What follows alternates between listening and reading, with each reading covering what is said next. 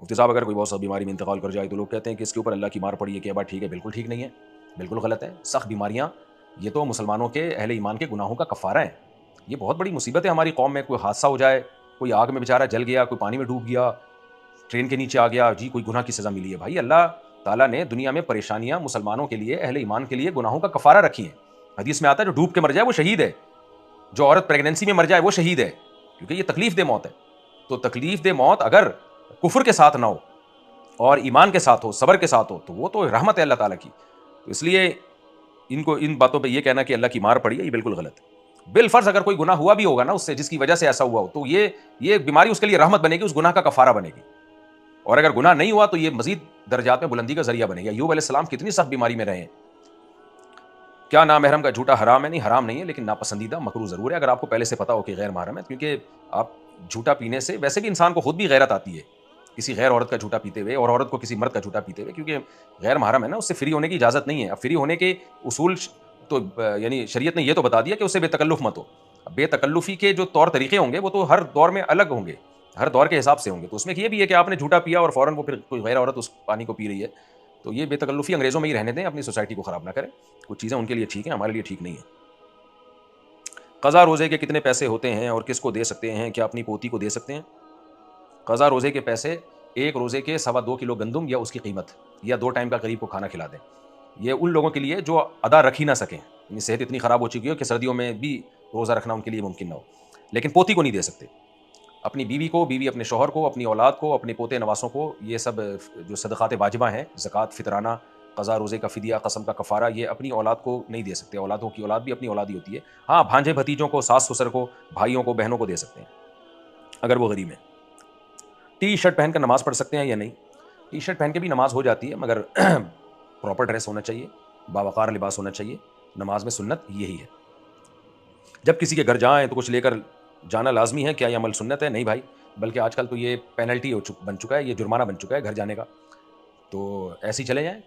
میرے پاس بھی لوگ آتے ہیں تو بعض لوگوں کا خیال ہوتا ہے مفتی صاحب کے پاس جا رہے ہیں تو جب تک کوئی گفٹ نہ لے کے جاؤ تو بہت برا نہ سمجھے. مفتی صاحب میں بالکل برا نہیں سمجھتا الحمدللہ. اور گفٹ بھی کیا لا رہے ہوتے ہیں؟ خوشبو اور مٹھائی کے ڈبے، جو دونوں ہی میں استعمال نہیں کرتا. خوشبو بھی اپنی مرضی کی، مٹھائی کے ڈبے تو ہم استعمال ہی نہیں کرتے. ڈبہ بھی استعمال نہیں کرتا، یعنی اس میں مٹھائی تو استعمال دور کی بات، ڈبہ بھی نہیں. لیکن لوگوں نے دماغ میں بنایا ہوا ہے کہ جی مفتی صاحب کے پاس جا رہے ہیں یا کسی بزرگ کے پاس جا رہے ہیں، ڈاکٹر ذاکر نائک کے پاس جا رہے ہیں، تو ایسا نہ ہو کچھ تو گفٹ لے کے جاؤ. تو بھائی خود بھی خوش رہو، دوسرے کو بھی ٹینشن نہ دو، اور ہلکے پھلکے رہو. تو گفٹ وہی ہوتا ہے جو آپ کی طبیعت پہ بوجھ نہ ہو. گفٹ ہوتا ہے اپنی خوشی سے. بعض آدمی خوشی میں آتا ہے یار چلو یار کسی کو گفٹ دیتے ہیں، وہ اصل گفٹ ہوتا ہے. شادی پہ جو دولہے کو مل رہے ہوتے ہیں کمبخت کو، ولیمے کا پورا خرچہ گفٹوں سے پورا کر دیتا ہے، وہ تحفوں سے پورا خرچہ. تو کیونکہ لوگوں کو پتا ہے دوست کے پاس جا رہے ہیں، کچھ نہ کچھ تو لفافے میں دینا ہی پڑے گا نا. تو یہ سب غلط ہے بھائی. پھر وہ بھی گناہ یاد رکھتا ہے کہ میں نے جو دیے تھے تو میری شادی پہ دیکھتا ہوں یہ کتنے دیتا ہے مجھے. سب ڈرامے بازی چل رہی ہے، یہ گفٹ نہیں ہے، ڈرامے بازی ہے.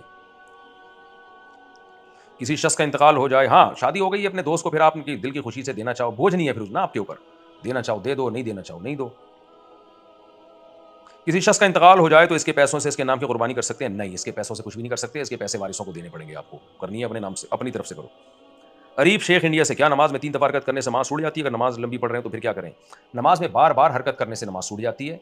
اب بار بار حرکت کنٹینیوسلی کسے کہتے ہیں، اس کے بارے میں ہمیں حدیث میں کوئی معیار ملتا نہیں ہے.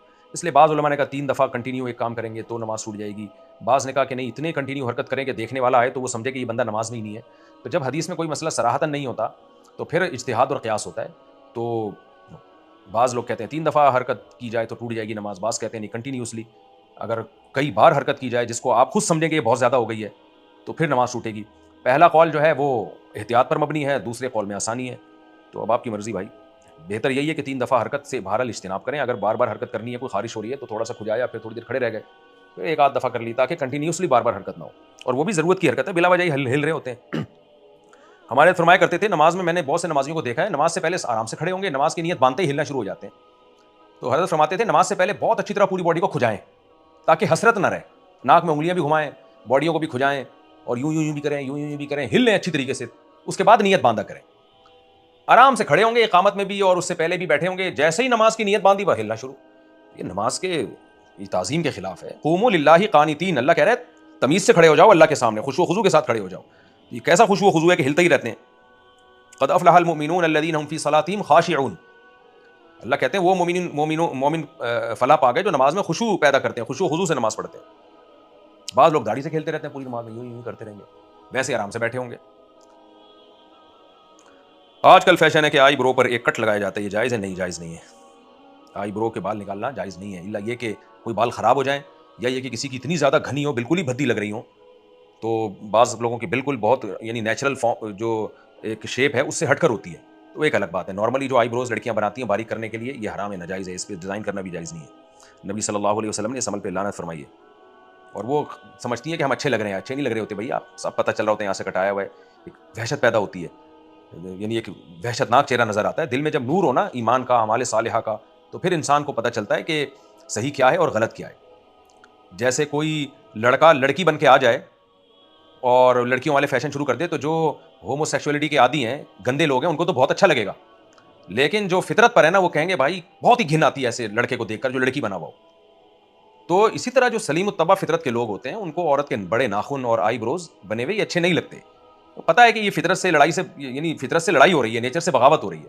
تو وہی جیسے لڑکے، کوئی خوبصورت لڑکا ہو لڑکیوں والے اسٹائل اختیار کرنا شروع کر دے، تو الٹی آتی ہے اسے دیکھ کے، گھن آتی ہے کہ ہجڑا لگ رہا ہے. لیکن یہ کہ آپ یہ گندے لوگ ہوتے ہیں، ان کو تو بڑا اچھا لگ رہا ہوگا.